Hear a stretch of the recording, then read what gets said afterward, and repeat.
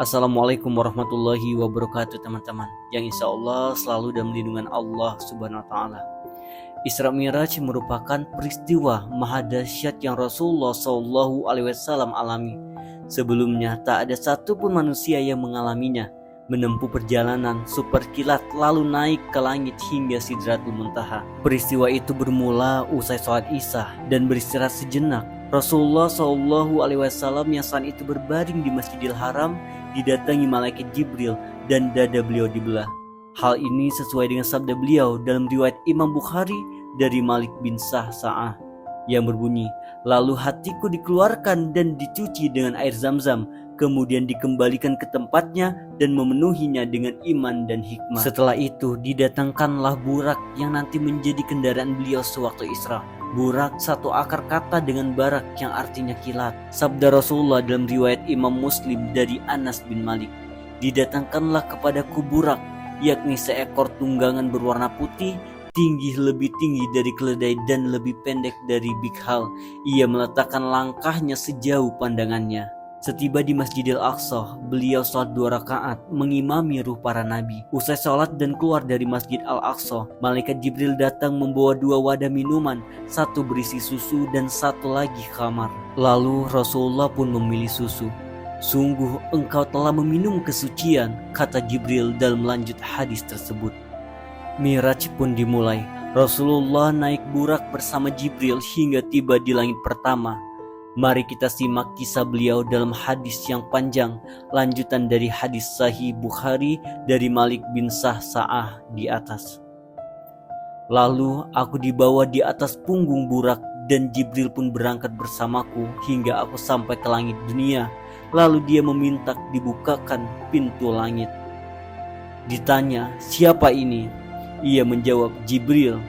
Jibril ditanya lagi, siapa yang bersamamu? Jibril menjawab, Muhammad. Apakah dia telah diutus? Dia telah diutus.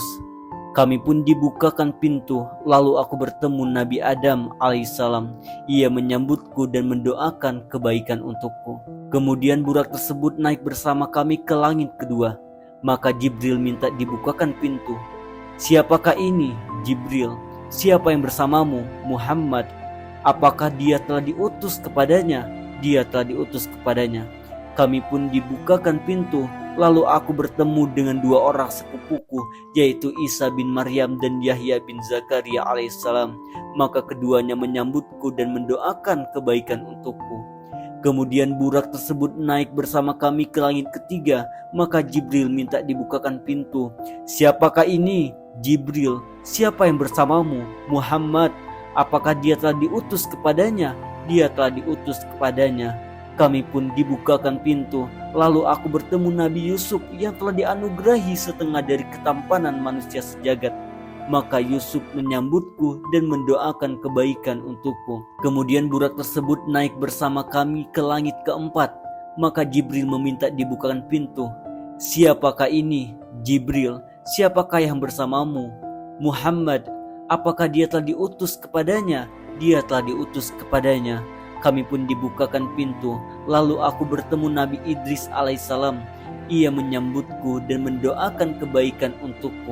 Allah telah berfirman untuknya dan kami telah mengangkatnya ke tempat yang tinggi. Kemudian burak tersebut naik bersama kami ke langit kelima. Maka Jibril meminta dibukakan pintu. Siapakah ini? Jibril.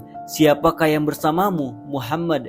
Apakah dia telah diutus kepadanya? Dia telah diutus kepadanya. Kami pun dibukakan pintu, lalu aku bertemu Nabi Harun.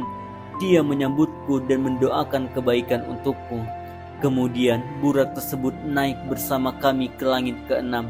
Maka Jibril meminta dibukakan pintu. Siapakah ini? Jibril. Siapa yang bersamamu? Muhammad.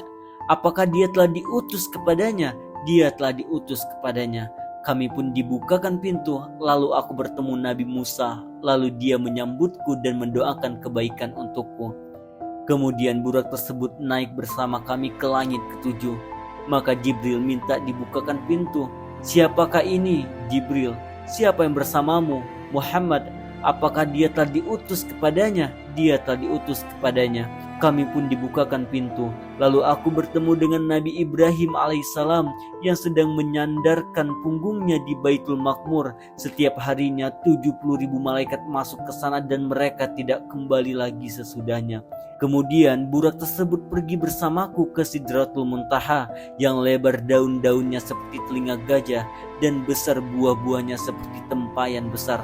Tatkala perintah Allah memenuhi Sidratul Muntaha berubah dan tidak ada seorang pun dari makhluk Allah yang bisa menjelaskan sifat-sifat Sidratul Muntaha karena keindahannya. Maka Allah Subhanahu wa taala memberiku wahyu dan mewajibkan kepadaku sholat 50 kali dalam sehari semalam. Kemudian aku turun dan bertemu Musa. Lalu ia bertanya, apa yang Rabbmu wajibkan terhadap umatmu? Aku menjawab, sholat 50 kali. Musa berkata, kembalilah kepada Rabbmu, mintalah keringanan karena sesungguhnya umatmu tidak akan mampu melakukan hal itu. Sesungguhnya aku telah menguji Bani Israel dan aku telah mengetahui bagaimana kenyataan mereka. Aku akan kembali kepada Rabbku. Lalu aku memohon, ya Rabb, berikan keringanan kepada umatku. Aku diberikan keringanan 5 sholat. Lalu aku kembali kepada Musa alaihissalam dan berkata kepadanya, Allah telah memberikan keringanan 5 kali. Musa mengatakan, sesungguhnya umatmu tidak akan mampu melakukan hal itu, maka kembalilah kepada Rabbmu dan meminta keringanan. Aku terus bolak-balik antara Rabbku dengan Musa hingga Rabbku berfirman, wahai Muhammad, sesungguhnya kewajiban sholat itu 5 kali dalam sehari semalam. Setiap sholat mendapatkan pahala 10 kali lipat, maka 5 kali sholat sama dengan 50 kali sholat.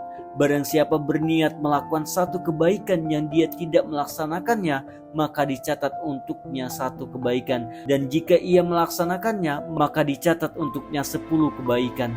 Barang siapa berniat melakukan satu kejelekan namun dia tidak melaksanakannya, maka kejelekan tersebut tidak dicatat sama sekali.